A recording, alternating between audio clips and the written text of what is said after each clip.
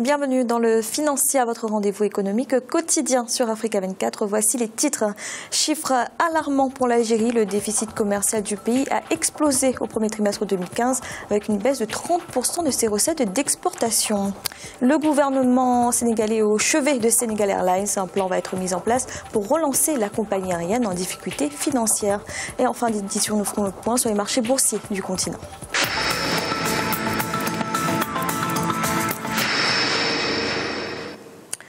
Le déficit commercial de l'Algérie a explosé au premier trimestre 2015, annoncé à 341 millions de dollars il y a un mois. Il s'est finalement établi à 1,73 milliard de dollars, avec une baisse de 30% de ses recettes d'exportation, notamment d'hydrocarbures. Le pays n'arrive plus aujourd'hui à couvrir sa facture d'importation. Aimé Fakofi. De 341 millions de dollars de prévision, le déficit de la balance commerciale au premier trimestre 2015 en Algérie est passé à 1,73 milliard de dollars. La chute brusque du prix du pétrole a considérablement fragilisé l'économie de l'Algérie, qui dépend à plus de 90% des exportations d'hydrocarbures. 94% des exportations de l'Algérie sont des produits liés aux hydrocarbures. Donc forcément, s'il y a une baisse du cours du pétrole, il y a un impact sur les exportations en valeur. On peut aussi noter dans un deuxième temps que 6% seulement des exportations de l'Algérie concernent les autres produits hors hydrocarbures. La diversification de l'économie, c'est ce que recommandent plusieurs économistes, une solution qui pourrait mettre fin à la dépendance de l'Algérie aux fluctuations des prix du baril de pétrole. Il faut maintenir la dynamique de réduction des importations et renforcer l'accroissement et la diversification des exportations de biens et services hors hydrocarbures, puisque ces exportations de biens et services hors hydrocarbures ne représentent aujourd'hui, malgré tout, que 6% des exportations globales. Pour réduire la dépendance de l'Algérie au pétrole, le gouvernement, en mars 2015, a prévu un certain nombre de mesures. Il s'agit de l'établissement d'une licence d'importation et du rétablissement du crédit à la consommation par l'appui à la production nationale. À noter que l'agriculture algérienne ne contribue qu'à 7% à l'économie nationale et les revenus tirés des exportations hors hydrocarbures étaient seulement de 3 milliards de dollars en 2014. Le gouvernement kényan a approuvé ce mercredi une proposition préconisant l'augmentation des dépenses publiques de 25%, qui devrait ainsi atteindre 23,16 milliards de dollars en 2015. Les fonds supplémentaires devraient notamment être investis dans les secteurs de l'énergie, des infrastructures et des télécommunications, mais aussi dans la sécurité pour faire face à la menace terroriste. Au Sénégal, le gouvernement est en train de mettre en place un plan de relance de Senegal Airlines. L'objectif est de recapitaliser la compagnie aérienne en remontant toute la dette afin qu'elle soit financièrement restructurée. Senegal Airlines connaît une crise depuis maintenant 2 ans. Birama Saounera. Le gouvernement veut redresser la compagnie aérienne Senegal Airlines. Pour ce faire, des mesures sont prises, notamment la mise en place d'un plan de relance et de restructuration.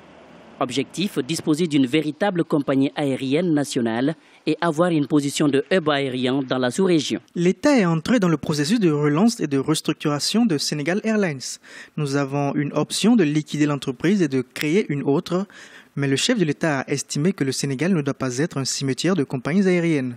Nous avons donc décidé de restructurer à partir de l'existant. Pour une meilleure restructuration de la compagnie, les économistes préconisent l'achat de petits avions.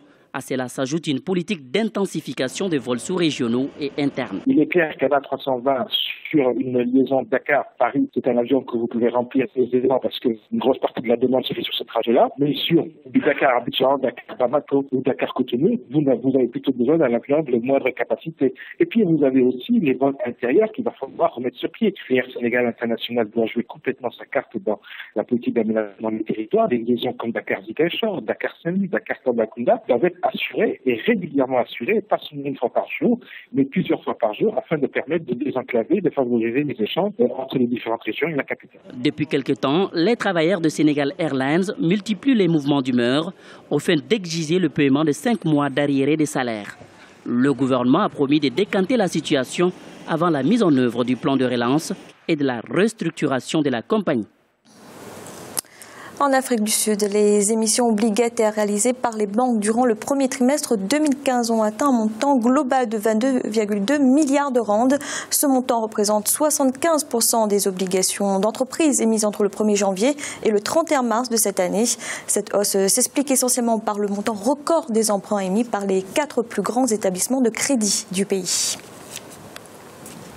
Dans l'actualité également, l'Arabie Saoudite, le Koweït et les Émirats Arabes Unis ont déposé 6 milliards de dollars à la Banque centrale égyptienne. Les intérêts de ces dépôts ont été fixés à 2,5% pour des échéances variant de 3 à 5 ans. Très hostiles aux frères musulmans, les 3 pétromonarchies du Golfe investissent lourdement en Égypte pour assurer la réussite de l'actuel pouvoir. Écoutez à ce propos Maïs Mouissi, consultant bancaire. Dans le cas de l'Égypte, le dépôt à venir de 6 milliards est canalisé en soutien au processus de transition en cours dans ce pays, après le tumulte des révolutions arabes. En l'espèce, la Banque centrale d'Égypte tirera profit du dépôt en réalisant des placements monétaires ou sur les marchés internationaux. Et pour leur part, les pays dépositaires seront rémunérés via des intérêts dont les taux seront fixés par une convention de compte d'opération. De façon plus large, l'investissement des pays arabes en Égypte rentre dans un cadre de relations économiques et de solidarité très ancien entre les pays de cette région. Il faut donc saluer l'initiative en ce qu'elle constitue un signal du retour de la confiance nécessaire au développement de l'activité économique en Égypte. Il est à présent l'heure de faire le point sur les marchés boursiers africains. En Afrique australe et Océan Indien, l'indice de Nairobi était en baisse de 0,12%. L'indice All Share de Johannesburg gagnait 0,64%. La bourse de Maurice diminuait de 0,16% et l'indice du Botswana progressait de 0,27%. Du côté de l'Afrique de l'Ouest et centrale, l'indice nigérian perdait 0,1%, la BRVM d'Abidjan augmentait de 1,4% et la bourse du Ghana gagnait 0,19%. En Afrique du Nord, enfin, tous les indices étaient au vert. L'indice tunisien progressait de 0,67%, l'indice égyptien de 1,18% et la bourse de Casablanca de 0,11%. C'est la fin de cette édition du Financiable. Merci de nous avoir suivis. On se retrouve bientôt pour un nouveau rendez-vous de l'économie.